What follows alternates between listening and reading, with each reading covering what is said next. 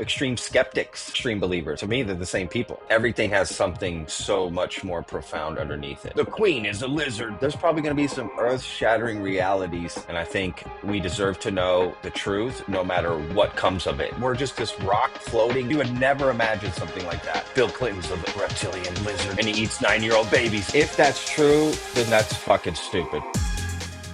So I know we share a bit of a mutual audience, and I'm a fan of your work too. So I thought, let's do something fun. Let's make these worlds collide. So from the United States all the way down under, Mr. Patrick Armstrong, aka Mr. Vetted. Welcome to Polarity, my friend. That's right, Mr. Vetted. I like that. That's I'm gonna have my wife start calling me that. Mrs. Vetted. Yeah, no, yeah, this is better. That's right. No, thanks, Josh. I really appreciate it, man. For having me on. I was really excited when you reached out, so I'm looking forward to chatting with another creator who also deals, you know, in this topic, I should say. Yeah, with this weird world. Yeah. Well, we're going to get into the weird world. We've got a lot of weird world to get into today. But before we do, what I'm interested in is getting to know you a little bit. You know, you're one of the, I would say, hardest workers in the space, especially in terms of like output at the moment. You're pumping out a video a day, sometimes multiple videos a day. How do you keep up with that, man? Like, what does a day in the life of Mr. Vetted look like? Um, a lot of dog walking. Honestly, it's not really that hard to get out that much content because this is my job. You know, this is what I do. So it's just the job. I mean, essentially, you know what I mean? It's like anybody just completing their job. I think the better question is like, do people appreciate all the content I'm putting out, right? Like that's really what is sets the difference. You know, anyone can just put out a bunch of videos all the time, but it's a matter of making sure that what you're putting out is another brick to the to what you're trying to build. So, what what defines a good brick? You know, because obviously your content Yeah, that's a good question. deals with the all the news that's going on, and there's stuff. I mean, you're right. Like I could upload a video every day if I just picked at anything, right? But we obviously like quality is important. So Sure. how are you sifting through all the podcasts and all the clips and kind of finding what's worth it? Yeah, that's a tough one. I mean, everyone's got to find the thing they want to, contribute online, right? In this space. Everyone's got to find their own way. Some people are, one to multiple videos a day. Other people are doing once a week. Some people do it every few days, right? Everyone's like deciding how much effort and time to put into each piece of content. And I decided a long time ago that I wanted to cover kind of just the daily stuff that's happening, right? So it was one video for the longest time, but I've definitely switched it up and started putting up more videos just because before I didn't think people I could do that.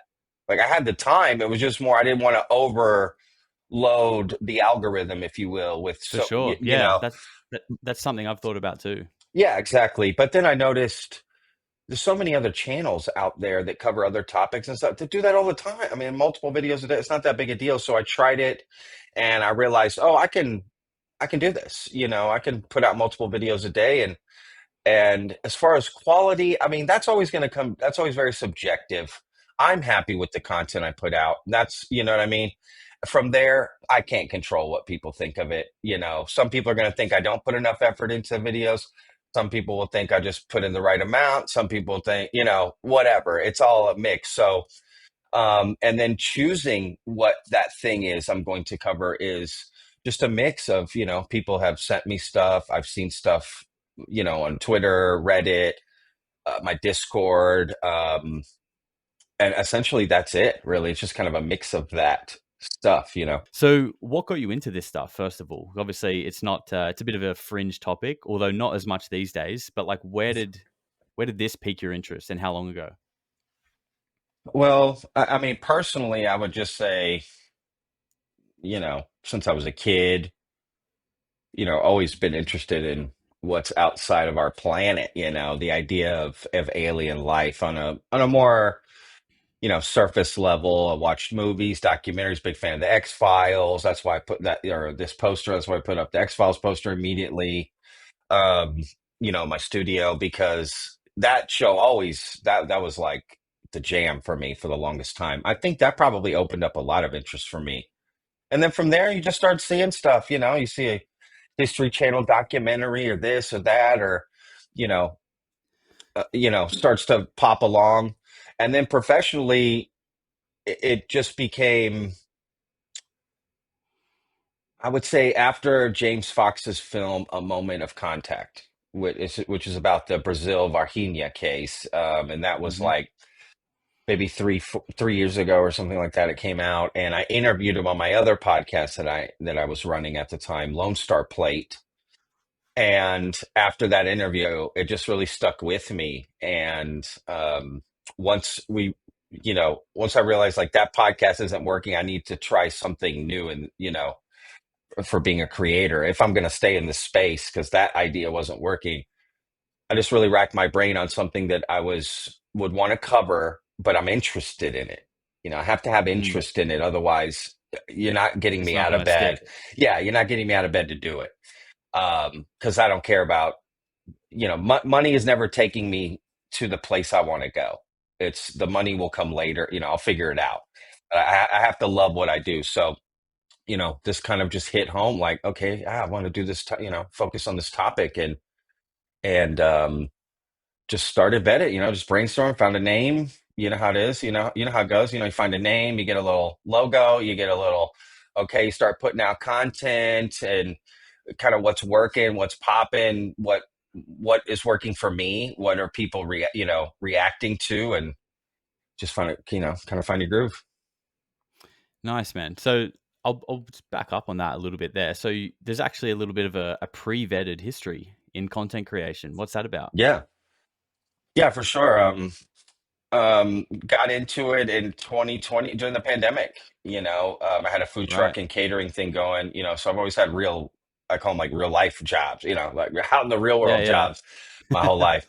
But yeah, I got essentially perfect timing. Wanted to get out of the food industry and got in with this production company out of London who helped me produce a podcast, originally around food, but then it sort of, you know, became something else once the pandemic hit and we realized we couldn't do stuff in person, right? yeah. So we started doing like tech celebrity interviews, but people from Texas. You had to be from Texas.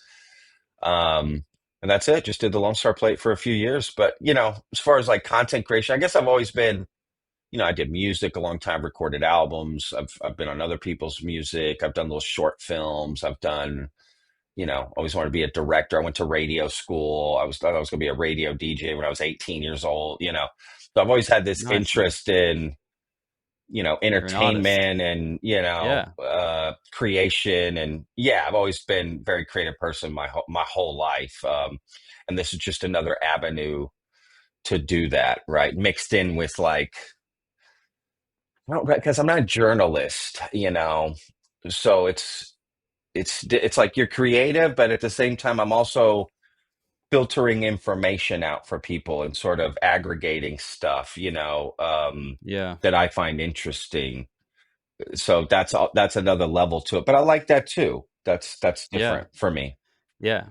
Yeah, it's like, yeah, you're forging your own path as a Yeah. creator, which, and I think those are that's generally where success comes, right? When you kind of are doing something that's unique, because no, there's no one out there doing what you're doing, and that's why people enjoy it. So you said that that was Lone Star Play, and that was the podcast that you interviewed James Fox on, Yeah. but you feel like that wasn't really working out. Because to me, if I mean, it might be different being in the States, the connections are probably a bit closer, but if I was interviewing James Fox, I would be thinking like, oh yeah, this is obviously doing all right, it's kind of getting somewhere, I'm talking to James Fox. So what made you feel like that wasn't really working?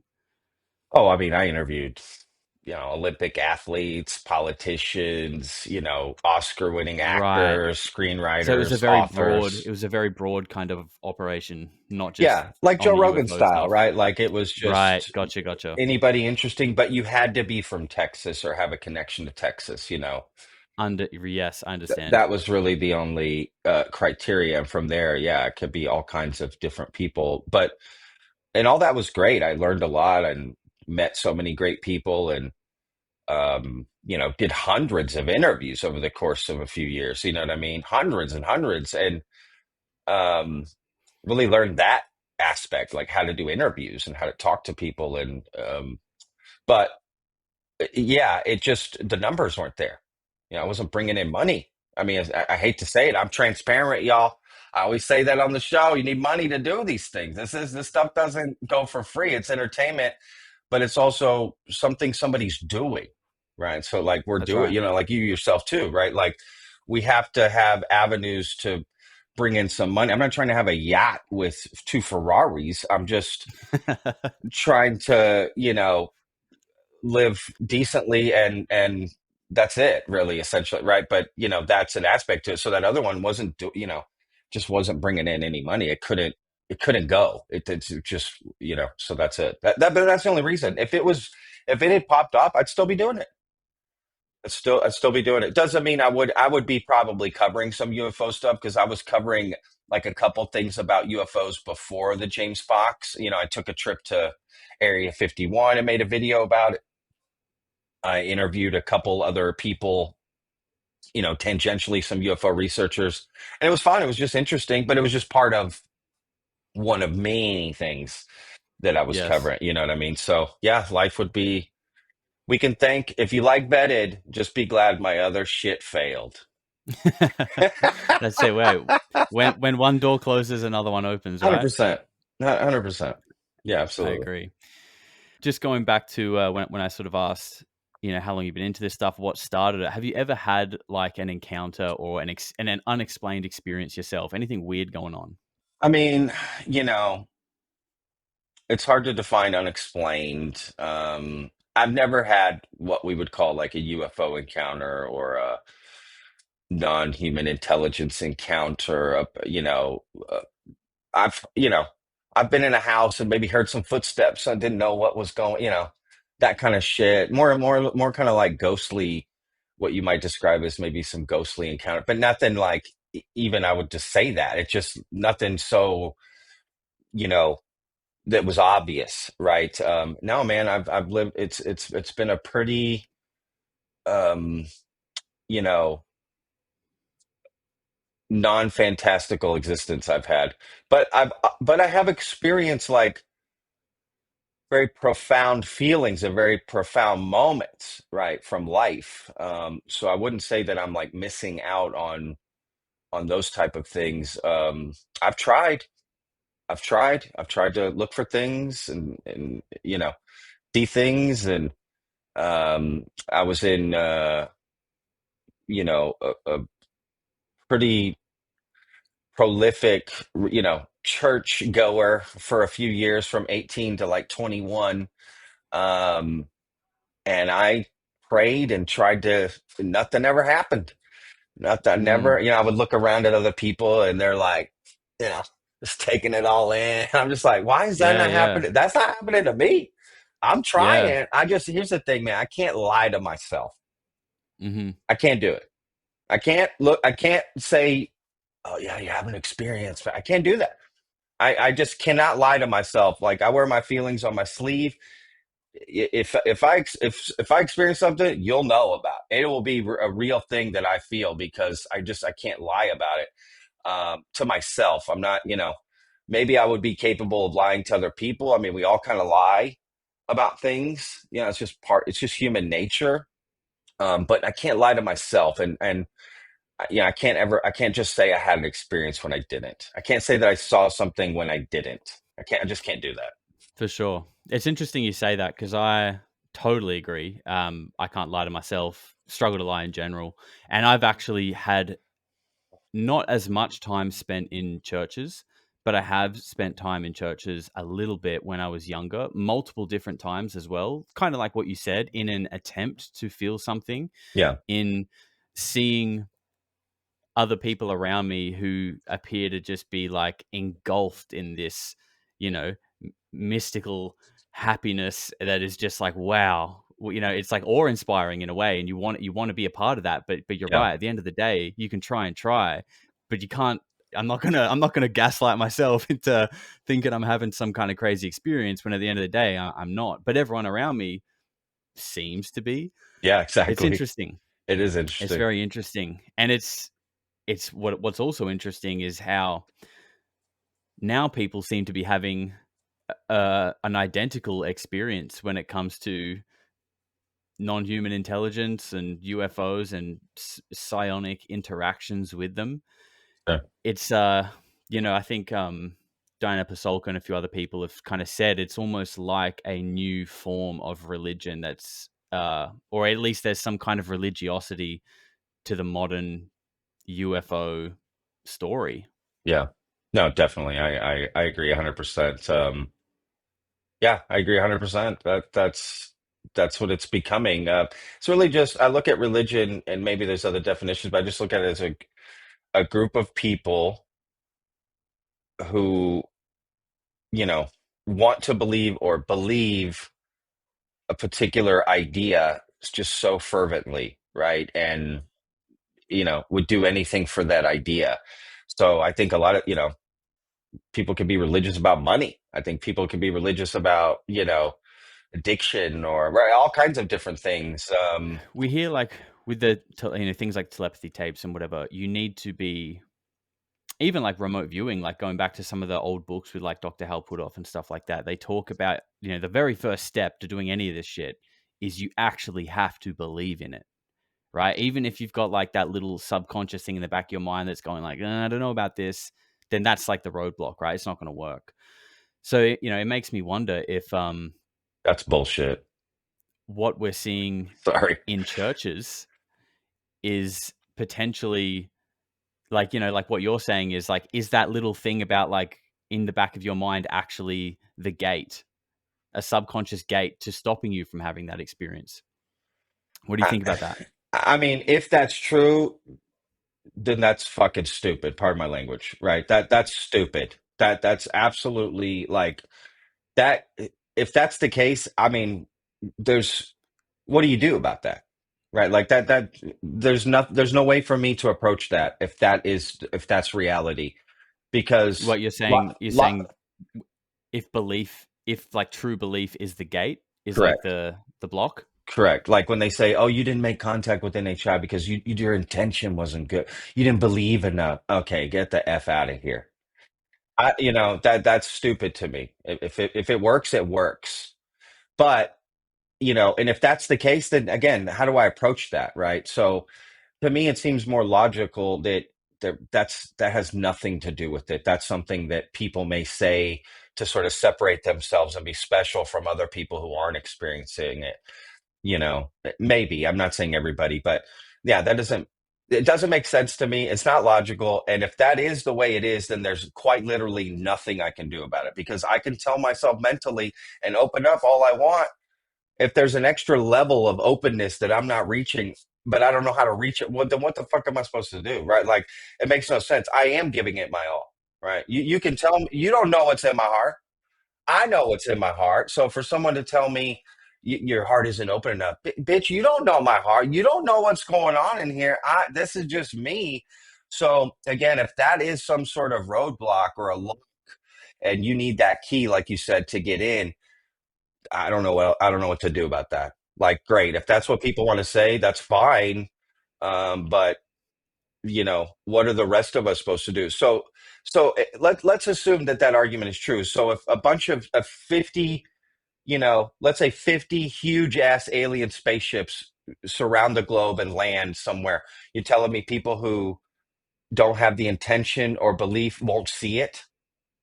Yeah, it's an interesting point. So it doesn't make sense to me. Like, you know what I mean? It's why would the aliens care about that? Why would these other entities care about that? How do you define intention? How do you define these things that they're saying? It's not quantitative. It's this free floating idea. It's subjective. If you ask 9 billion people on this planet, what does intention mean or whatever the word is we want to use, they're all going to define it differently. So how can there be some through line that Yeah. makes it real, makes it an objective fact that is what is required?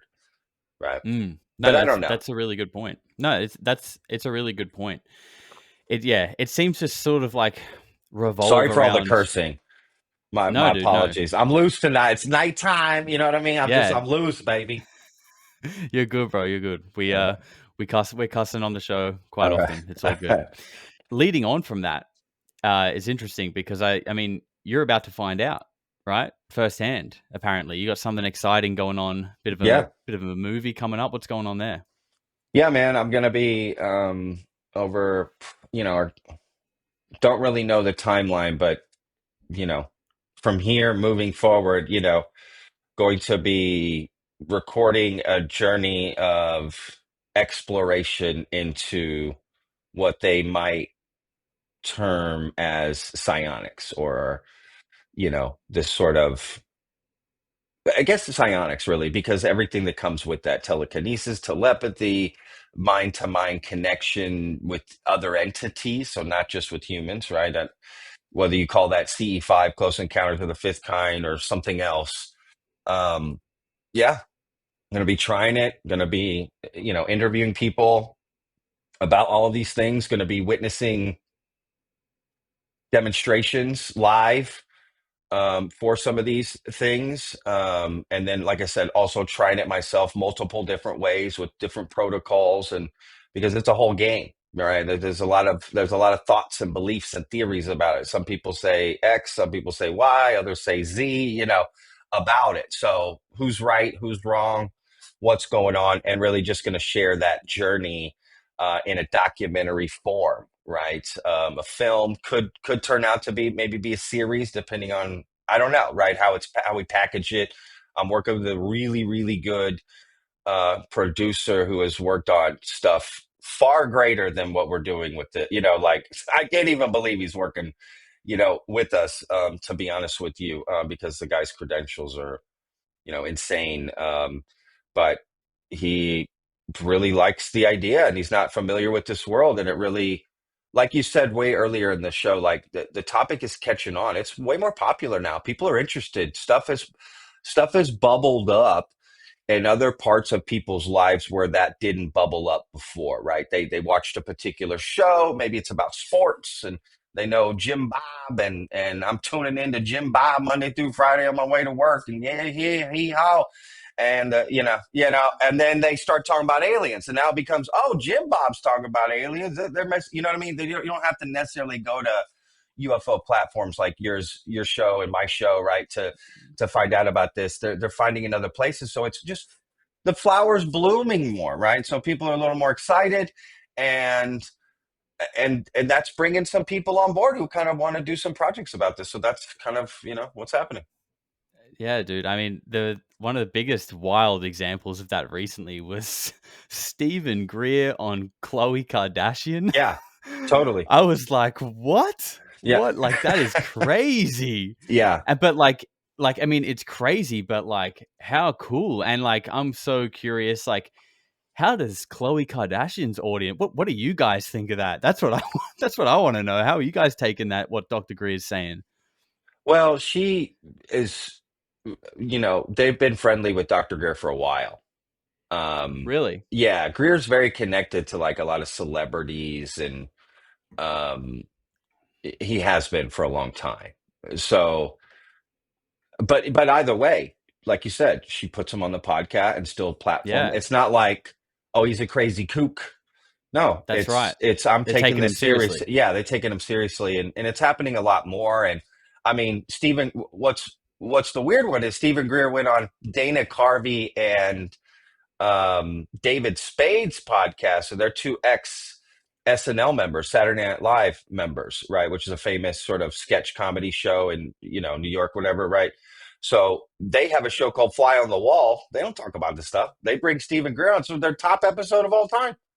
The clips went viral over the holidays. Like, it was that was, like, okay, right? There's just a lot of moments like that have been happening a lot more and more and more. People are, because they call it UAP, and they bring up the government hearings or things that have Yeah, some sort of credibility that they can attach themselves to. for sure, for sure. So, Well, let's keep going with the movie and stuff because yeah. you were openly kind of, telling people, "Hey, maybe we should back up on just everyone getting out and trying to summon orbs." And now you've kind of flipped. So what was there a bit of did you have to really think about whether you wanted to do this or not? Or like, how did that flip happen?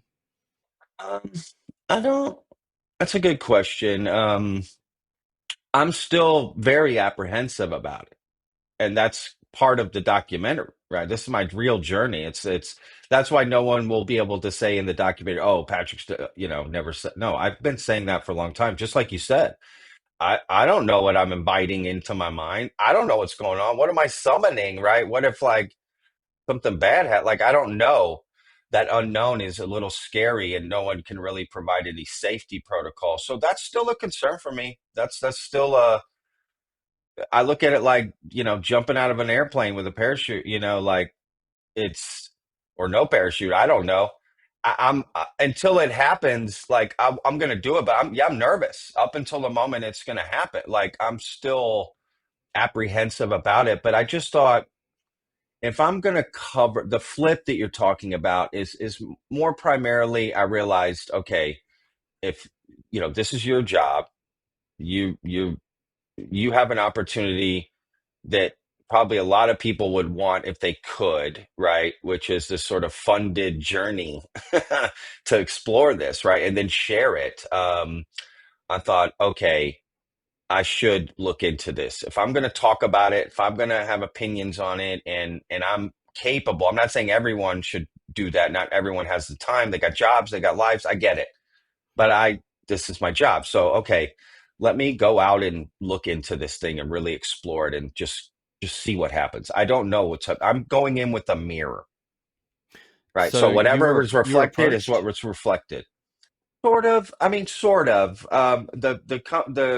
The company that produces my show, Vetted, right out of London, they also own a documentary company, and they Right. reached out and were just like, "Hey, man, we're thinking about maybe looking into a UFO documentary or something. Can we just chat with you?" And I was just giving them ideas. I was just talking, and they were just asking me questions about the topic in general. And they kind of like, well, hey, what do you think of this? I mean, just chatting with you, let's propose. What do you think of this idea? And then I kind of was like, okay, that's interesting. Let me think about it. And then you just start to piece together exactly what could work for me if I'm going to do this. And that's it. And a lot of it's still malleable, man. So it'll change as time goes on. I don't want to say anything is concrete. I'm willing to change anything at the moment's notice if it's better for the project. So Mhm. something I say now could be different 2 months from now. Okay. Yeah. And what does Mrs. Vetted think about you going out doing psionics in the desert? Honestly, it's kind of just in one ear, out the other. It's kind of like, okay, good, have fun. It's like I Is sh just said, I'm going to play pool with the boys. Like Okay. it's Is like, she interested in okay. this stuff? I mean, to be fair, she's a little more. She believes in more, otherworldly things than I do. Like for certain. Oh, right. I'm on the fence. I'm open minded. I'm not saying one way or the other. I don't know yet. Right. I don't know if NHI has visited this planet yet. I'm not, haven't crossed that finish line yet. But my wife, I wouldn't say that, but like she, practices, I wouldn't say she practices, she used to Reiki and she'll lay out crystals and stuff. She's a little more spiritual and just kind of believes in energies and things and, just open to all of this stuff. But she's not looking into it all the time or watching stuff or, anything like that. But she's definitely very just kind of spiritual and definitely open Yeah. to a lot of this stuff. No, that's cool, man. Have you thought about like how? Because obviously this documentary, well, at least your part in it, can only go two ways, right? You either go out there, you successfully do it, and it's pretty wild, or you go out there and it doesn't work. Have you Yeah. thought about how those potential outcomes might be seen, like or how or like uh, not about you personally, but about how if people start hearing that Vetted, you got 50K subscribers, decent sized channel, he went out into the desert, tried psionics, doesn't work. do you think that could potentially like throw a spanner in the whole conversation of how legitimate this stuff is? I mean, I would have to be very narcissistic to think anything I do is going to have an impact like that. But let's just hypothetically say that that possibility is there, right? That the outcome of what I show in that documentary has some sort of effect on the topic. Let's just assume that that could be real. Um, I would say it doesn't matter. I would say that's not anything I'm concerned with. I can't I can't control that. I wouldn't even argue that even if it doesn't work for me, doesn't mean it doesn't work. Does that make sense? Like this is just my journey. So even if I'm like, oh, it worked for me, that doesn't mean it's real, right? And if it doesn't work, if I get nothing, that doesn't mean it's not real, right? It's kind of this is just my journey, and you may be able to take from it. It may inspire you to go do your own. It may inspire you to look into it. It may inspire you to not look into it. I don't know. I don't really care about that. I'm not really concerned with that because I feel like that to me is a bad road to go down if I start thinking, this is going to have an impact and what I say is the truth or not the truth. I'm not here to reveal the truth. I'm not here to make there's no claims, there's no promises, there's no secrets that are be revealed in this, I don't have sources. This is just my journey and you take from it what you will, Yeah. essentially. No, I think that is awesome, and I think that's like the best way to go into it because, I mean, like there's the age old saying, right? It's not about the destination; it's about the journey. Yeah, If you exactly. go into it, if you go into it with this preconceived idea of what the outcome has to be, not only do I feel like the products probably wouldn't be as good, but I think that that part of it that isn't really authentic will probably show through. So I think the Sure. way you're going into it is fantastic. You know what it is? You just I changed the destination. So I know the destination, but it's not what you would think, which is what you were asking, which is a great question, by the way, right? Like I'm not trying to reach the destination of is this real or not for to show in the documentary. My destination is just my journey, and that's subjective in and of itself. So it's just about what's the goal, right? So like you said, if your goal is that, then yeah, you're right. I think the product comes out more inferior, but my goal is just quite literally, like I said, I'm a mirror. I'm going in with a mirror. Just it's gonna reflect what I go through. That's it. Good, bad, ugly, sweet, awesome, funny, boring as hell. I don't know. What if it's the worst thing you've ever seen? I can't control that, right? Clearly, I'm gonna try to package it in a nice way to make it entertaining. But yeah, I'm not there to control the outcome. That's great, and I think people will be happy to hear that as well because I think regardless, right? Like in this space, even I've been accused of being a psyop. Of You know what I course. mean? Like Yeah. everyone thinks you're up to something, and I get it. But, Yeah. that's just the nature of the business. But Sure. It's I weird think though. yeah, it is funny. You have to laugh, right? If you Of don't, course. I feel like if you take the comments and this stuff too seriously, you'll just eat yourself alive Yeah. because Yeah.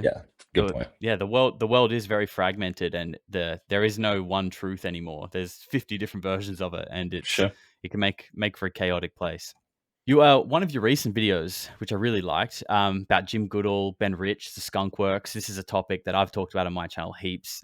Very really fascinates me, this Yeah. stuff, especially advanced aircraft. How do you feel about those quotes? I think it was in like at the UCLA, he said something like, "We have the technology to take ET home," and then there's the one with Jim Goodall where he said, Star Wars, Star Trek, whatever it is, we can do it.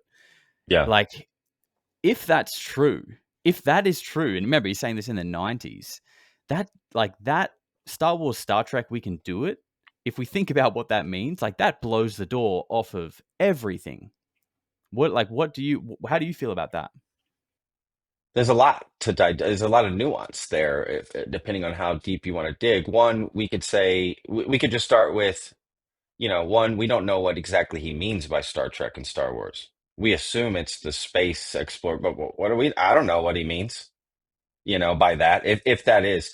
But we also have to take into consideration that there's different interpretations of it, right? So it's you have people that heard these quotes live, and some of them thought, oh, he's being serious. Other people say he's just joking. It's the end of his presentation. He does this every time.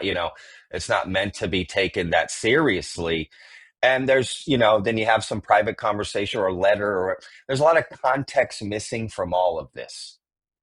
So you're going to take away from it what you want. And I think that's okay either way, right? If you think, oh yeah, those are real statement. We Lockheed there, because then you start to connect dots that nobody's said anything about, right? Like, oh, he said Star Wars and Star Trek.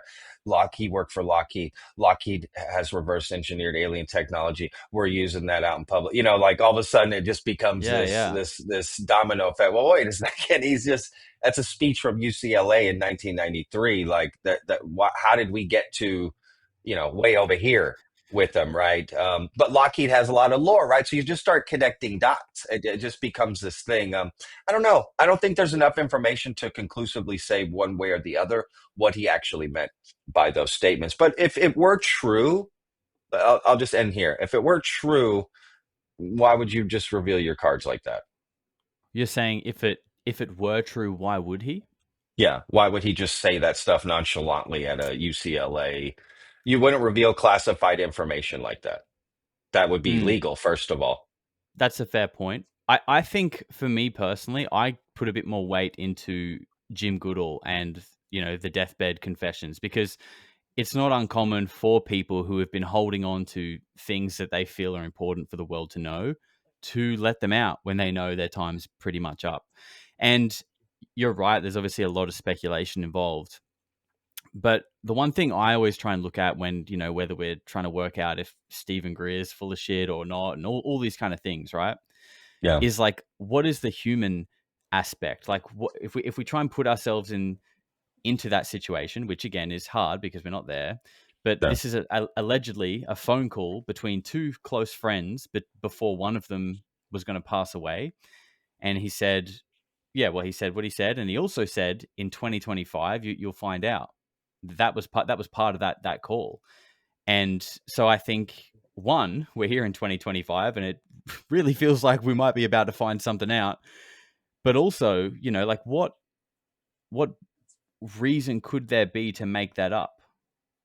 It's hard to find a real logical reason of why would he just randomly come out with that. I'm not saying it's true, but that's my thought process when I try to think about these things. And then you're right. Then you add that into the bigger picture and all the other dots, and you start hearing that, oh, we actually recovered a craft from Magenta, Italy in 1933 that got taken over before the CIA was even established. And that was given to Lockheed, and CIA contracted Lockheed to make the SR-71 that apparently had UFO technology in it. So you start putting all these things together, and it's like, holy fuck, maybe we actually can do Star Wars. sure. Yeah, I mean, I think it's fair to. I think it's each person's journey and kind of the way they look at it, interpret it. And I think that's fair to kind of make some connections and some dots if you want. You know what I mean? It's very subjective, it's very loose. So everyone's going to kind of just connect things the way they want. Yeah, absolutely. Do people confess things on their deathbed? They've been hanging on, like you said. Yeah. But people also on their deathbed confess things they never did because they're not of the right state of mind. There's lots of proven, evidence of that and stories of that. So if both are true, why, if the best evidence you have for something is why would that person lie about it? That to me is not good. That's a foundation built in sand. That can't be the best evidence you have. Well, why would he lie about it? Well, people lie for all kinds of reasons, even people like that, about all kinds of things. There are examples, numerous examples every day, all day throughout history of human beings lying, even about the things you never thought they could lie about. They lie about everything, even someone of that stature. No one's immune to that bug that we can all have. I'm not saying he did, but I'm not saying, but if the argument is why would he lie, therefore he's telling the truth, that's not, for me personally, that's not enough. No, I agree with you in that. But like I said, for me, it's like when you already have this unfinished jigsaw, right? You've got this unfinished jigsaw that is about oh, the CIA have been doing all this nefarious shit. There are these UFOs. Apparently, they're being built by defense contractors. Like, you already have this kind of vague puzzle put together. And then you get this Sure. other piece that's a deathbed confession of the guy who is apparently in charge of it all saying this. So for me, it's kind of like, this is It just either. fits perfectly right there, right, for you. That's right. It fits Yeah. perfectly. And to me, it's like, again, I'm like you. I don't fully subscribe to anything. We all have our biases though, right? We all have to lean in Yeah. some direction. Otherwise, we're just stuck in this Sure. ever like cycle of Sure. decision making. For me, it's just kind of like, this is either the biggest and most long-standing psyop of all time, of like Yeah. proportions that are hard to grasp, or there's at least something to it. Yeah, I mean, you know, it's a lot. First of all, I just spilt the coffee out on my whole shirt. I'm sure I everyone saw just that. saw that. It was the hole was twisted to the side. I literally just Oh, poured it all over myself. None of it went in my mouth. So I just want everyone to know that we all make mistakes, y'all. that's right. Okay, we all make That's mistakes. right. Yeah, I literally have coffee everywhere. But yeah, it's look, there's just a lot of data points, right? There's a lot of data points, a lot of time, places, people, documents, sayings, quotes, stories, and they all this, you know, intertangled web. So like when someone says something that you go, oh, that's the perfect puzzle piece. Now, if I put it in here, it fits everything. If it makes this true, it makes this Mm, thing over here true, it makes this thing down here true, it makes this story over here true, you know. I don't know. That's kind of like to each their own. You know, if you feel those connections or that, like I get it. Like I support the passion behind it. You know what I mean? And I'm willing to listen. You know, at the end of the day, if hey, I connected these dots, what do you think? You know, all right, that sounds cool. I don't know. I'm never gonna jump into the yeah, but I believe, but I'll say, well, that's interesting. Maybe there is something to it, right? oh, That's kind of 100%, dude. yeah, 100%. yeah. I Like I don't know. said, like I said, I can't prove it either, and Sure. I'll never go on my channel or on here and tell you like, hey, this we have Star Wars technology, okay? Ben Rich said this, and we have it. Like, you know what I mean? Yeah. Like, I'm not trying to tell anybody that. What I'm doing Sure. is just saying like, well, fuck, This is interesting. if we look at X, Y, and Z, they all kind of seem to line up, but you know, who knows? Maybe it's all a psyop. I mean, that's also interesting, right? If that's the case, whatever the answer is, whatever the phenomena, whatever, and I think it's multiple answers, whatever it is, this is interesting, no matter what. Absolutely. Yeah. That's right. So, What's your take? Like, and you know, you don't have to go too deep into this. I'm just, and I know this is speculation, conjecture, and that's totally fine. yeah, CIA, military industrial complex. I feel like there's kind of two roads here, right? They're either withholding information to protect us, like it's actually for our own benefit, whether we realize it or not, or it's something more sinister along the lines of what Stephen Greer would say, and that there's like a deep state, uh, transnational, corrupt breakaway civilization pulling strings here. yeah. Have you ever given much thought to the fact that it could actually be for our own good, whether we realize it or not? That we're being visited, you mean, or the cover up? The cover up, that we're not being told, and as much as we want to kick and scream and call them gatekeepers, the actual truth is that it is for our own good. Have you ever considered that? Yeah, of course. Yeah, I think once you're in this long enough, that conversation comes up, you Mm, know, because you know, you're going to start to have the conversation of why the cover up, and someone's going to say, well, maybe there's a reason we can't know because X, Y, right? For whatever reason, national security, they're doing something to us that is horrific, and we got to keep that on the DL because it can't get out. You know, whatever the reason is. Yeah, I think that's not only do I think it's a possibility, I think it's a real possibility that um, we are not being told for our own good. And it's like once you let the cat out of the bag, that's it. There is no going back. So, yeah, I I consider that a possibility. Like I said, a real possibility. And to be fair, something I could accept and respect but that would by default mean I would know exactly why they're not telling, and then I would go, "Oh, okay, yeah, I get it, that's why you haven't told humanity," but Yeah. I would also have to have a leap of faith because I'm probably never going to find that out, right, if that were the reason, right. But I can also, on the flip side of that, understand how frustrating that would be for just regular people who want to know the truth, right. Oh, what do you mean we can't handle it? We can handle it. It's one of those things, like, I don't how could they possibly know it's for our own good if they've never told us and seen what that outcome is? Does that make sense? So there's Yeah, really no way to absolutely. know. They're guessing if that's Yes. the case. So for me, by default, I think, freedom is freedom, and freedom is messy.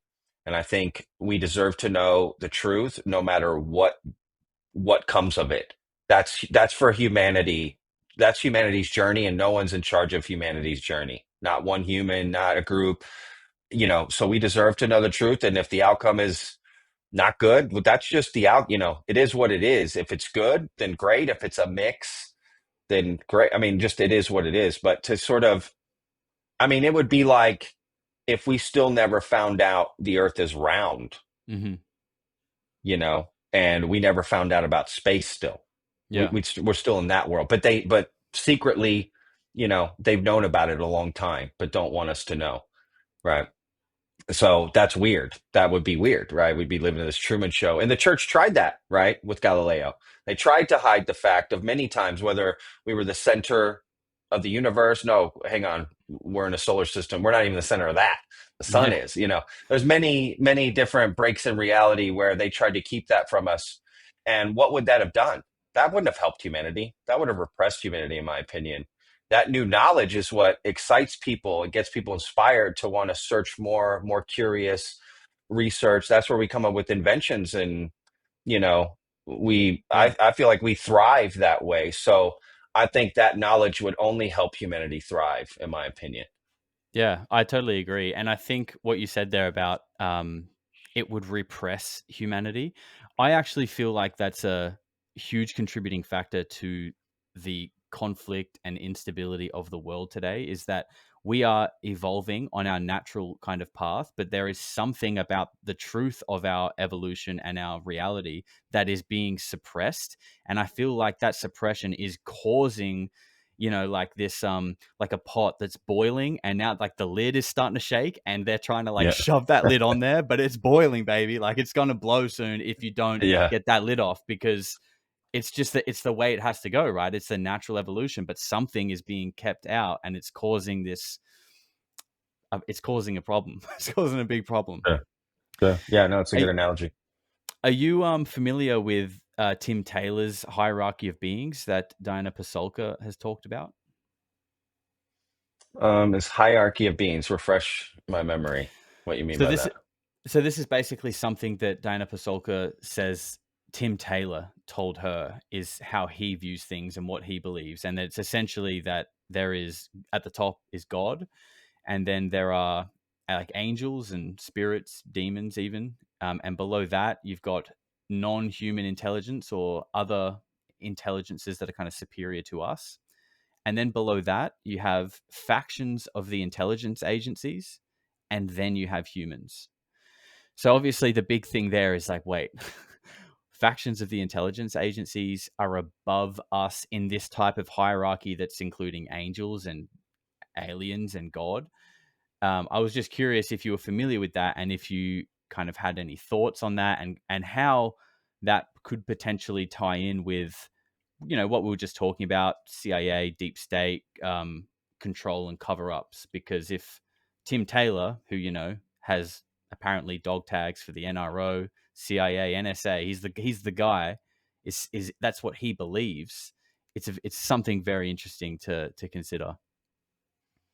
Yeah, I mean, I, you know, covered Tim Taylor a lot on my channel. Not many people do.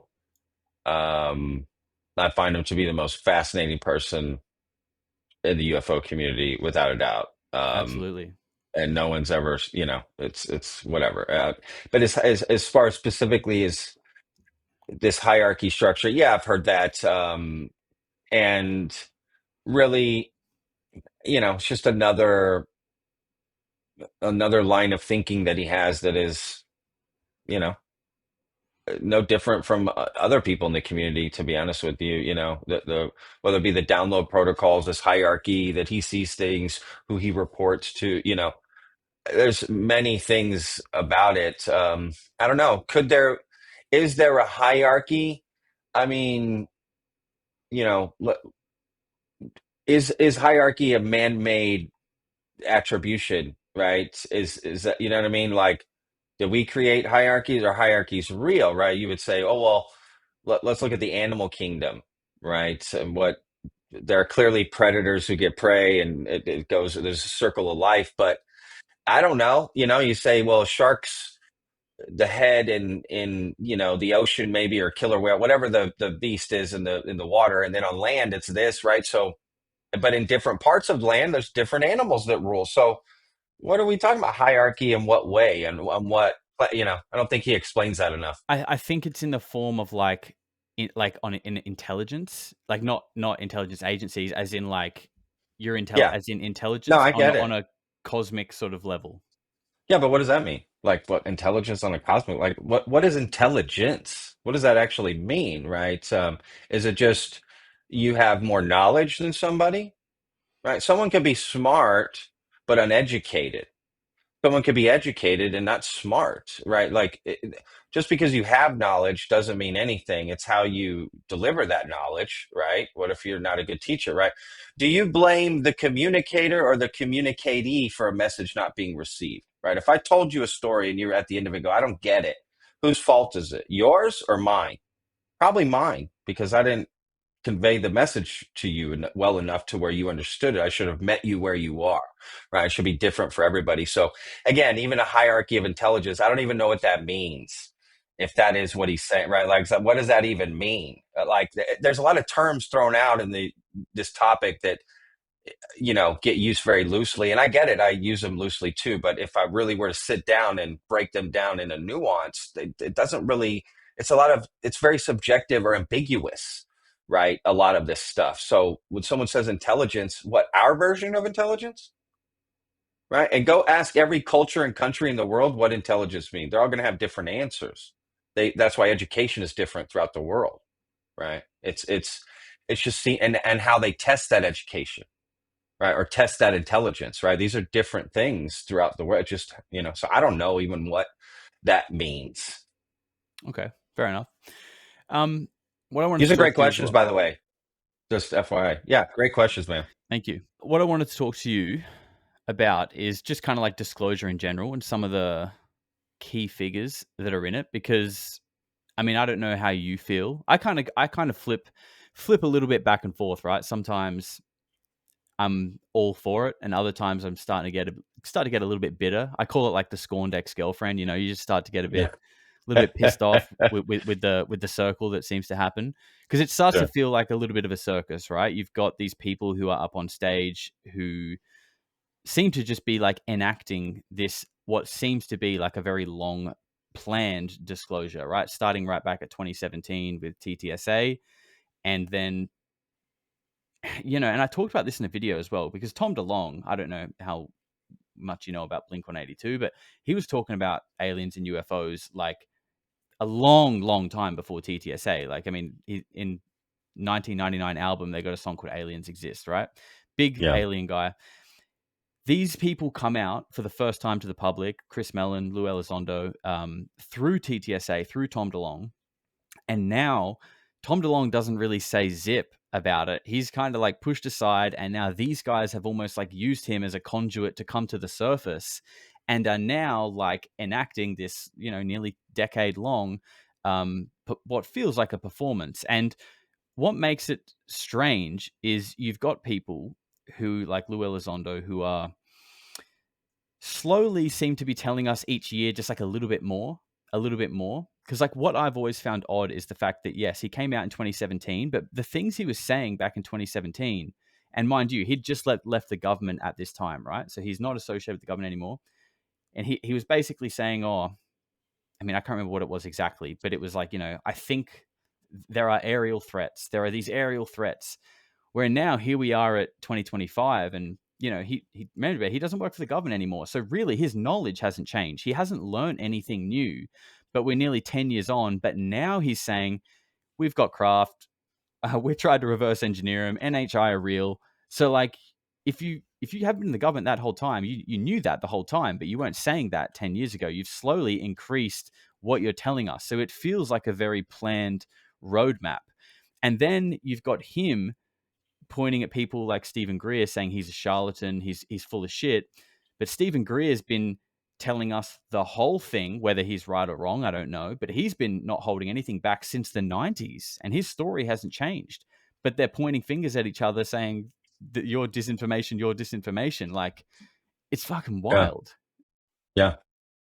Yeah. So what I kind of wanted to ask you is, what does your instinct say, first of all, about Elizondo? Like, given that kind of timeline and how things have developed, and he was at the last UAP Congress hearing, what do your instincts say? I mean, my instincts say it's a shit show. And I don't, it's just like a field of minds, and I don't know where to step. And I don't think anybody does, and that's confusing. Whether it's on purpose or not, I don't know, but it's completely confusing to keep up to date with all of these guys and what they've said and haven't said, and their knowledge and what overlaps and doesn't. And it's just so impossible. It's just so impossible because of, there's just, the haystack is so big. It's just it's like hard to really even have an informed, educated opinion about a lot of this, even though, oh, I've seen this and I've seen that, and I've heard him say that, like, yeah, but that we don't know all the stuff behind the scenes that happened, this and that, I don't know. At the end of the day, all that really matters is what evidence or proof has been presented to the public, right? That has nothing to do with a UFO personality or a person or story or any, that's all that's going to matter, right? Witness testimony, stories, they're all great, and they all surround the bubble that is the smoking gun proof that, society is going to need. It's all on the edge, that's all great, but it's still just noise, you know. So they'll point fingers. It's like that Spider-Man meme where they're all just pointing at each other. And at the end of the day, it's just about what proof and evidence gets provided to the public. I mean, that's the only thing I can objectively, truly focus on, and because the rest is just becomes personalities. Oh, I like Lou Elizondo. I don't like Lou Elizondo. Well, it has nothing to do with Lou Elizondo or Stephen Greer, whether you like them or not, or don't like them, or believe them or don't believe them, right? You don't, real proof, you don't need to believe it or not for it to be true. You know what I'm saying? So Yeah, belief has absolutely. nothing to do with it, but we ride on the wave of belief because that's all we have for now, Yeah, right? So we just kind of play in we swim in the water of belief until, you know what I mean, until we can get to land, which is our proof, right? We're just kind of, so I don't know, it's hard to really have, I report on it, what they say, things they make, and I just leave it to them to fight. Yeah, okay, you guys want to fight, you guys fight, whatever. I don't know, I take it all in as information, you know yeah. essentially, if It's Greer says something or Elizondo says something. it's interesting how you mention like personalities, because I feel like that because there is no actual physical proof, we are basing it on probably a bit of confirmation bias, which people need to be careful of, like people believing things just because they want to believe them. But also, I feel like personality plays a really big role, and I feel like that's something that a lot of people trip over with Stephen Greer, because as time has gone on, a lot of things that Greer's been saying for a long time, such as CE5, which was basically laughed out the room up until Jake Barber kind of came out. Then it was like, oh shit, Stephen Greer's right. And, we've all been calling him an idiot for 20 years.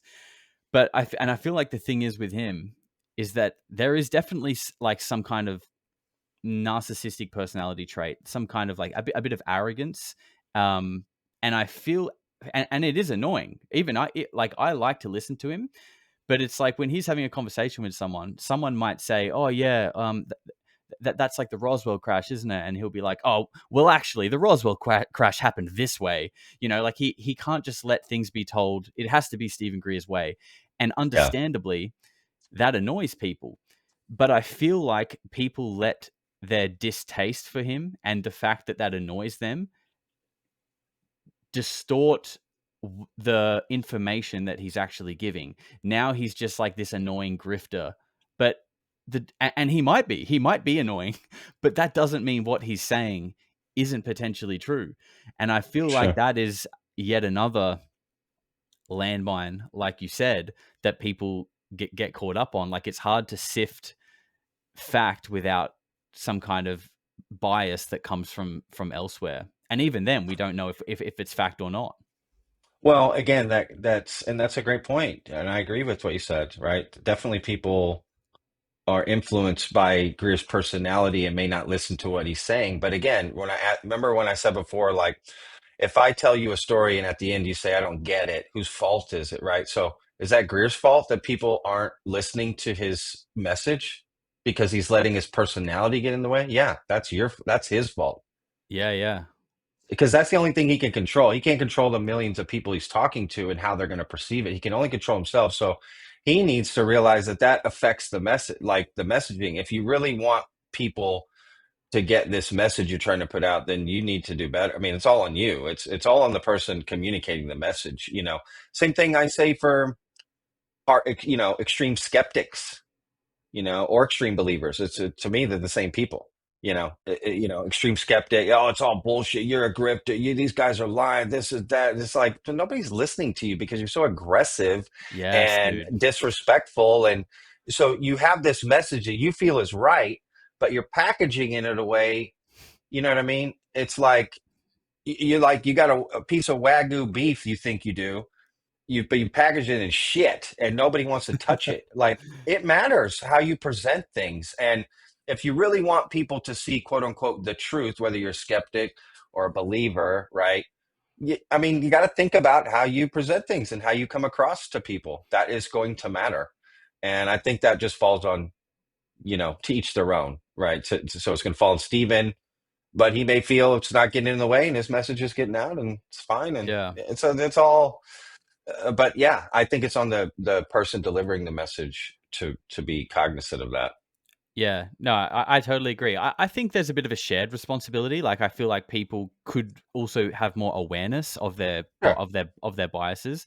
But I Ideally, think that's the ideally, right? Like yes, that's ideally, right. that's what you want. But there's the That's not the world we world. want to live in and the That's world it. we live in. Yes. So yes, ideally, you would want people to be fair, balanced, object, like all of those things. I agree, right? And we all strive, at least hopefully, most of us strive for that balance and fairness. But that's just not the reality of things. So some people are going to take it the wrong way or misinterpret the right way or wrong way either, like you said, and they can't get over his ego or he told a story one time they just thought was bullshit. So from that point forward, Yes. everything he says is bullshit, right? Because like you said, he has an answer for everything. Yeah. Nobody likes that guy. Nobody Nobody likes likes that him. guy that has literally an answer for everything, and it's their truth. Now, this is the way it went down. So I'm with you, but that's on him. That's Yeah. on him not on people to be more, shared. I get the shared responsibility, and in fact, I wouldn't disagree that saying that is appropriate as well because promoting that message is fair, right? Mm, Getting people to, you know what? Maybe I am seeing it this way. Let me filter out the BS and just see the facts of what he's saying. mm. I'm with you. There's nothing wrong with promoting that either, like you're Yeah. doing. So I agree. Cool video that you did the other day was talking about Hal Puthoff, and he said, you were kind of spinning out about who is we, and he was saying, we don't know if they come from the future, or we don't know if they're a breakaway species that live under the seabed or high in the mountains. Who is we? Now, did you kind of come? I know not in the video, but like, have you thought more about that? Like, given who he's a part of, and there's like a bit of a weird Scientology connection there. Like, have you? Yeah. Do you have any? Just to speculate, like, who is we? Do you think? I mean, that's the point. I don't know if there is a we. And I think it's just, people just say that. Like, There is no central UFO agency that's like, they're the we. And now people in the comments, some people are lighting me up like, but he clearly means this person, Patrick. He clearly meant the panel he's sitting on. He clearly meant the group he's a part of. He clearly meant that. It's like, you're making my point for me. Everyone, Yeah. you're saying different things. I Yeah. don't know if there is a we. I don't even know if there is one, which makes it even all the more confusing. I don't know if he just uses it as, me and my friends who talk all the time. So he just assumes we all know that. Does that make sense? He assumes we know the group he's speaking about, but we don't, right? So I don't know, but it's something I've thought about for a long time because a lot of these terms get used, they. Who's they? When you say they are covering up, who are you talking about, right? Who's we? Who's they? Who's us? What are some of these terms that get overlooked so easily in this community? Disclosure, NHI, UFO, UAP. What do these terms really mean and how are they being used? Biologics. Wait a second. Why can't we just say alien bodies? Right? Like there's just a lot of terms and like that just confuse me and I want to know more. But it's a great question. Who is the we? I think we'll be asking that forever. I mean, who do you think? What's your first like inclination? What do you think? My first inclination is sort of what you said. Like the two things I immediately thought of was one, we could just be him and his bro that were out doing a bit of research, and that's he's Yeah. recalling that time, and he's like, "Oh yeah, me and Yeah. me and Johnny, that's what we were Yeah. thinking," or or he's talking about like the Invisible College and MJ12, and you know what I mean? Like, yeah, Totally. it is tough, but I do think, and this is sort of something I'm just sort of like researching a little bit and learning about now, so I can't really give like an informed comment on it, but I'm becoming very interested in the Scientology connection here. And partly because one thing that I've always said on my channel and I've always believed is that people who are publicly ridiculed and silenced, and kind of made fun of disproportionately. David Icke is another kind of example, right? I mean, obviously, talking about reptilians in the '90s was extremely wild, but he was banned from Australia. Like he was getting banned just from going to talk. So to me, that's disproportionate. And I think, wait, what is he saying that they don't want us to know? You know what I mean? Because Yeah. if someone's just talking absolute shit, no one cares because it's just like, yeah, that's just the crazy guy talking about reptiles. That doesn't mean anything. No one's listening to him anyway. But people obviously don't want you listening. And I feel like Scientology has been given that same kind of treatment, kind of going back to like when Tom Cruise was doing those interviews, decades ago. And ever since then, it's been this very secretive organization that no one really knows about and just gets ridiculed. But now we're finding out that these people who are at the forefront of psionics in like the 70s and are still kind of, semi attached to it are all Scientologists. And, I don't know it perfectly, but I know that Scientology beliefs do revolve around like a non-human intelligence essentially seeding Earth with souls. It's something on that line.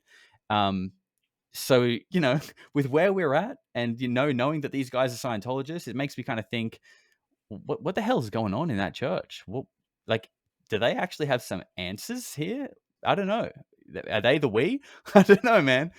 Yeah, that was a good. I don't know. Yeah, I've thought about all that too, and I don't know. Those are good thoughts and good questions, and it's one of those things we may never know. But I definitely think there's at least evidence there that you've mentioned, and there's even more that I can see why people would think about that or make those connections. I mean, Hal Puthoff has admitted, granted, at minimum, that he checked it out, but then got out. But he was, so he didn't. But other people have said, no, no, no, he was in it along. So it's yeah, it becomes one of those things. Ron, a story broke today. Ron Pandolfi said that Hal Puthoff was like the head of Operation Snow White, which was like this Scientology infiltration into the American government, and like he was the head of it. That story Wow. broke today. But Ron Pandolfi says a lot of things, Yeah. so it's like I don't know. It's just another story. Another Yeah. story that connects to another story and another story and another story, but no evidence of any, just stories, just, but I don't know. Definitely some weird stuff. And Scientology is an interesting uh organization. Sure, Yeah, man. it is. It is. I want to know more. Yeah. Well, Um, I, Going Clear, right? Have you seen that? You saw that? no, I Going haven't. Clear? No. Oh, bro, that's what you got to watch. Going Clear. Just search that. Going Clear Okay. Scientology. There's a Yep. book, and then the documentary will be easiest to watch. Yeah, I mean, Okay. mind blowing. I'll check that out. I'm glad I brought up David Icke and reptilians there, because that's sort of where I want to head next. And if if I don't have a Wikipedia sticker under this video already, I'm about to.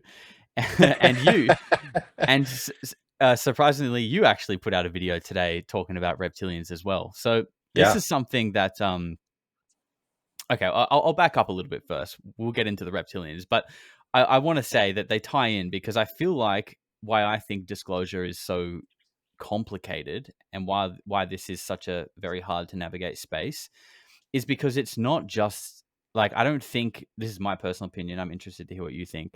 I don't think disclosure is, it's not like, and the big truth is there are greys and they're here. It's like there are multiple species. They all actually want to do different things. They're all been here for different amounts of times. There's free energy. Telepathy is real, by the way. So is psionics. Religion was maybe created to kind of control you a little bit.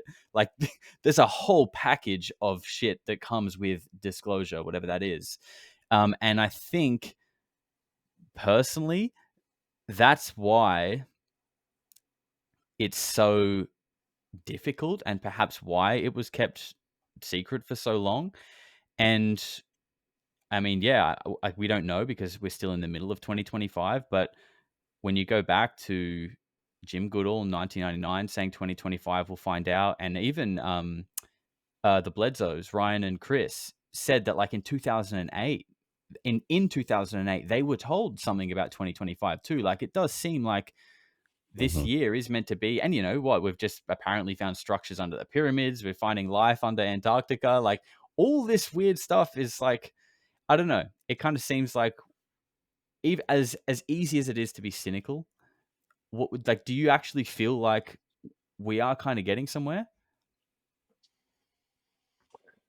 I mean, somewhere.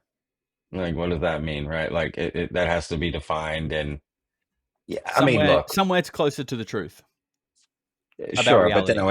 then I would ask, what does that even mean, right? What does reality mean? What does the truth mean? What does the truth of reality mean?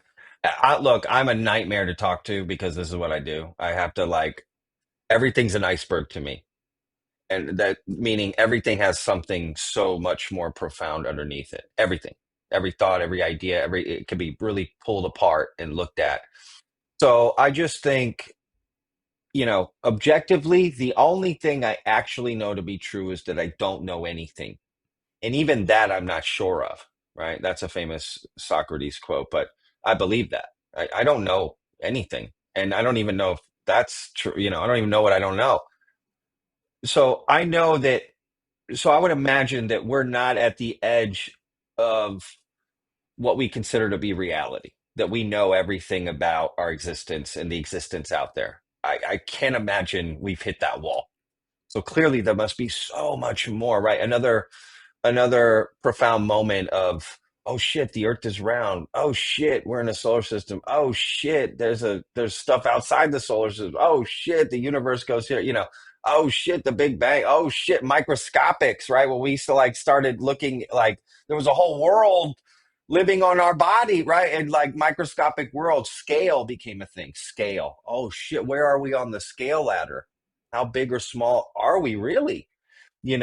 So I think there's more we don't know than we know, and that's fascinating. So yeah, could this phenomena or whatever disclosure means and what's under that umbrella, because now everything's being thrown under it.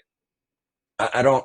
Yeah, there's more things to find out. We're going to find out new breaks in reality, and what could those things be? Yeah, they could be earth shattering. I mean, imagine finding out. Imagine if life worked this way, that you were alive during caveman times and got to see how that was, and then how. what we thought about reality and the sun and the moon, and then we start to find out what it really is, and it's mind. I mean, can you imagine finding out space is real and that we're just this rock floating in this? I mean, that has to be so crazy to think that, because you would never imagine something like that.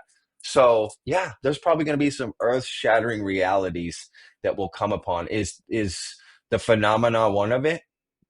And different parts of the phenomenon, technologies, and yeah, I mean, okay, I can't imagine it wouldn't be, but does that mean it's happening now? I don't know, right? I do believe in life outside of Earth. That I just can't imagine we're the only life in the universe. I just that is so harder for me to Of understand course. than anything. So has that life come here and interact? Is it multiple species and, like you said, multiple timelines and doing multiple thing and what? I don't know. Maybe, but there's definitely more to what we know. And that's exciting. And this is what's presented on this planet to us right now, is these possibilities, right? Hmm. NHI, UFOs, interdimensional time travel, these ideas are presented to us and we think about it. And so maybe some of it's true. I don't know. I think ultimately, like, we just need to look at the fact that what are the chances of you and me and everyone else being born or being alive at the time where we've just figured it all out? Like, Sure. the probability of that is so low, it's Yeah, I almost agree. impossible. We're just on Yeah. this, like, ever moving and growing scale of, like you said, discovering, like, learning. Oh, we're not the center of the universe. Oh, there's actually other universes out there. There's other galaxies. It's a constant scale. So, like, it's I think it's just, like, essentially just human ignorance or even arrogance to just be like, oh yeah, what do you mean we got it all worked out? I Yeah. think if we can really just, like, accept that fact, then it kind of opens it should open the doors of possibility to almost anything. And especially Yeah. given the fact that, like you said about, like, Galileo, Copernicus, things didn't move forward until people started to push and question them. And when they did, yeah, they were seen as freaks and heretics, but that's the only way society progressed. So it's strange that now when people do that, that they are ostracized a little bit as, like, a freak or a weirdo, when in reality they are the people who actually move the needle. It should be encouraged in a way. Sure. It's very strange. Yeah, I agree. Um, Back to the reptilians. So what I find interesting about reptilians is they seem to be in their own lane of taboo. Like, do you understand what I'm saying? Do you agree with that? Um, Aliens Oh, seem to be in their own lane of taboo. no, no, no. Reptilians Oh, specifically. reptilians. Like, it seems to Yeah, be like, sure. oh yeah, we can talk about UFOs, we can talk about greys. I mean, even Yeah, John Blitch is doing interviews talking about 9-foot praying mantis or 7-foot praying yeah, mantis, and it's like, yeah. oh yeah, okay, that's kind of wild, whatever. But for some reason, it's like when reptilians come up, it's like, oh, okay, now it's a bit You've like, gone too okay, far. you're a wacko now. So Yeah, I feel like we all, well, a lot of us subconsciously have this, like, line of crazy that we draw. We're like, oh yeah, 7-foot praying mantis by a guy who controlled nuclear weapons, greys, UFOs. Okay, cool, cool. Oh, but reptilians? Oh, now that's the line. You've crossed the line now. And I feel like yeah, reptilians they always seem to be on the other side of that line. But what's so odd to me is that, in a way, that is, like, the reptilians are the thing that we seem to actually have at least some form of tangible evidence of. And what I'm talking about there is, like, when you look at almost all indigenous cultures' creation stories or religions, they all feature like, even Aztecs, Mayans, they all feature some kind of, like, scaled serpent, reptile, even, like, draconic looking beings. And in most of the time they're not good, but in other times they are seen as, like, good beings. Even, like, in my country, Aboriginal culture, there are, snake people.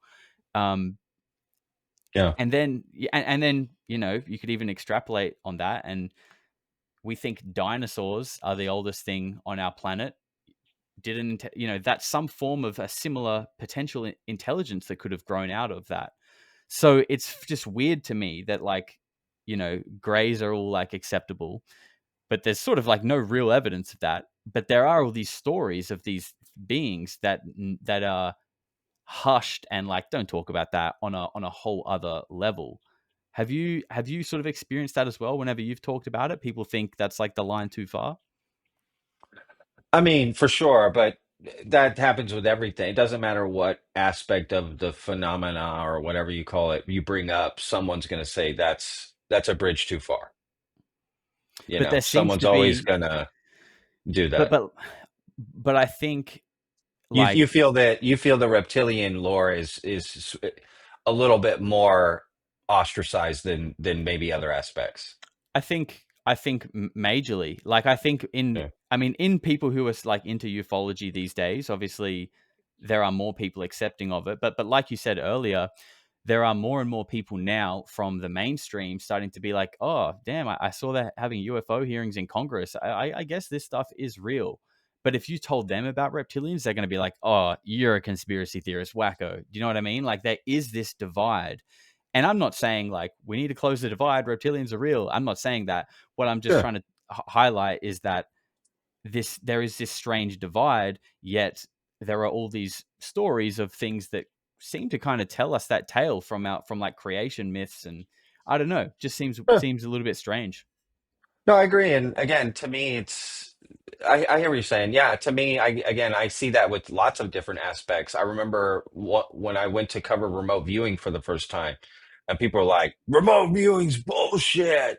This is crazy." So anyway, interdimensional time traveling beings, and you're like, "Wait, that's okay to talk about, but not remote viewing? What? I don't get it." Exactly. So yeah, I get what you're saying. Like that absolutely exists, and people have their own idea of like what's acceptable, what's the woo, what's nuts and bolts, what's the right. Like let me try to categorize it all. But I agree with you. If we're going to consider this possibility, then why is this possibility so crazy? If it's unknown, right? And then like you said, for that specific argument of reptilians, there may be some minor arguments to help you in your mind, like supports the probability that maybe there's a likelihood there. So yeah, I mean, I agree. It's just one of those things of people are people, but yeah, I agree. It's all kind of open, possibility. I think what can happen sometimes is if I say to you, reptilians and all this, where I might lose you is when I go, Bill Clinton's a reptilian lizard eating and Yeah. he eats 9-year-old babies and he drinks. But that's where you lose people on the reptilian story. It's not Yeah. the idea of reptilians, it's where you start laying down objective truths within our own objective world that you're saying are examples of the reptilian. Like I said, Bill Clinton and the Queen is a lizard. You're like, okay, you're not discounting the fact that reptilians are right real, but something I know you're saying is different than what I know, and that can be jarring for people. And Yes. so I get it. It's kind of a nuanced. Again, it's all about messaging. How are you Yes. messaging your idea of reptilians to people and what you think about it, and even in mentally for yourself when you're thinking about the idea of reptilians, right? So you could think, okay, maybe this idea is real, but how deep into the well am I going to go with this reality? Half the people on earth are reptilian hybrids, a quarter, right? Like Yeah. how deep am I going to go into it? Yes, our world leaders are all reptilians, but wait, so we had Bill Clinton only served 2 terms, and like he's a reptilian, and then we voted him out, and we got another guy. Does that mean George Bush is a Yeah. reptilian also? The guy that came after him, and who came after him? Obama. Is Obama like? Where do we stop? Winston Churchill. I don't know who the leaders are in Australia. I'm sorry, but it's are they like where do you stop? Like where once that's the problem with conspiracies, and you know when you're trying to figure out some of this stuff, how deep in do you go, right? Like how deep into the cave do you go where you forget where the entrance was? Dude, it's funny. It's funny you use that example because quite often in my videos, I've made up this little slide where it's me abseiling down into a well with the Matrix code behind it, and at the bottom is like pyramids, reptilians wearing a pope hat, like the moon Yeah. landing. There's all this shit, right? So But what I say is though, like, you can probably tell I like going deep into the cave, but Sure. It's fun. but what I say is you have to stay tethered, right? You got to make sure your rope Yeah. is secure because Yeah. if you get stuck down there, like, you're gone.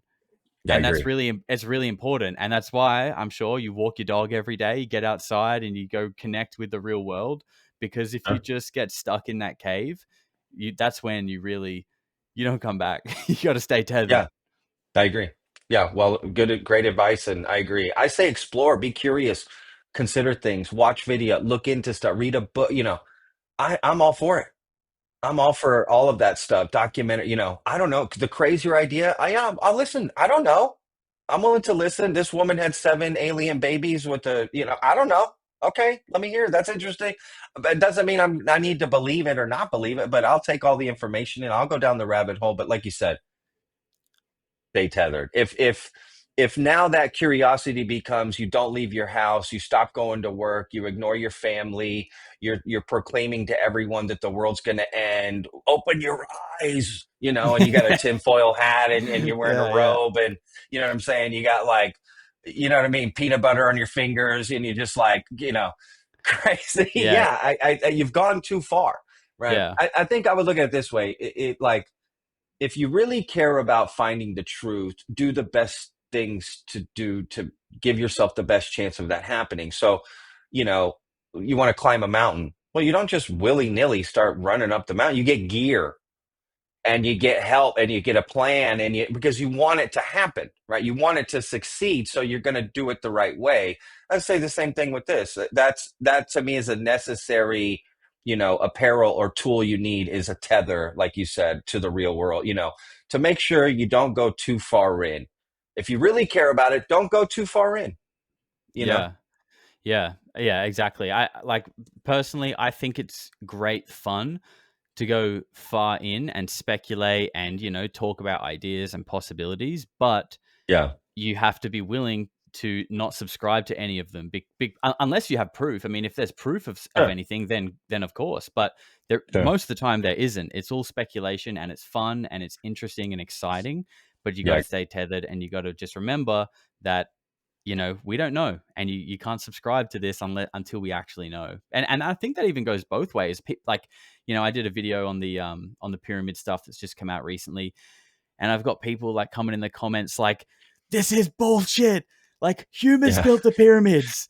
It's like, yeah, okay, it's like, well, okay, one, the full report hasn't even come out yet, so you don't even know what you're calling bullshit. And two, yeah, you weren't there when the pyramids are built, so you don't even know that either. You know what I mean? Like, you don't know. We're all just kind of basing it off, a few things, and yeah. a few things we're trying to connect. So yeah, I would say it goes both ways. But speaking about claiming that the world's going to end, do you buy into the whole 2027 stuff? How do you feel about that? Are you building a bunker, or you meditating? No, no, I don't. It's all bullshit. I don't care. Even if it was real, I wouldn't change a thing. Right? What good would that do me? Right. So I'm the same. what's the point of living in that doomsday sort of mentality? It just there's nothing to it. There's no if it's that serious, I need to see some proof. And the best proof I've ever seen, right? To actually believe that. And there's nothing except stories. So yeah, no. Will that be used to leverage people? Yeah, but I think you're converting people that already want to believe something like that. I don't think most people are going to be converted to believing that's happening. I think people who already believe something like that could happen or is happening are going to immediately jump on that story because they already think something like that you know Yeah, the same people who bought into Y2K and 2012. yeah, Yeah, yeah, absolutely. yeah. Yeah, I think if if something was to happen, it's like you said, what are you going to do about it? It's going to happen. Then okay, well, you may as well just get on with it until it happens. Like it is exactly. what it is. What it was kind of interesting though was how, I don't know. I'm sure you probably saw it like a couple of months ago. Jeremy Corbell was saying like there's going to be a lie that's going to be told, that there's going to be like a mothership coming, And then I think like just recently, like just the other day, there was like I don't fully know the story, maybe you do, but something about like a space probe that was going out to like look at an asteroid or something that was approaching Earth that they were unsure about. Like it seemed like it could be the precursor to, but also, you know, if this is true and there's someone that's going to lie to us, if Jeremy Corbell's coming out and saying that, I feel like they'd probably just change the lie. I don't know, you know, like it's a Mm. ever ending snake. It just, you know, it you can't pick what's right and wrong. You just got to, yeah, walk your dog, meditate, and just take it day by day. Yeah, absolutely. And, you know, maybe they would change it, maybe they wouldn't. It's kind of one of those things you don't, you know, people want to believe stuff, man. And it just, that's, that's it. That's the only requirement in conspiracy land. You just Yeah, need to tell a story. There's a whole audience waiting to accept it without any proof, without any of it. It doesn't matter. That's why it thrives because at heart we want to believe things. We're curious. We want to believe, and we don't care if it's true or not, really. At the end of the day, it's just I believe it. It excites me. My yeah, life feels better. I get to talk to people about it. Then the truth, what is that? Like most people don't really care.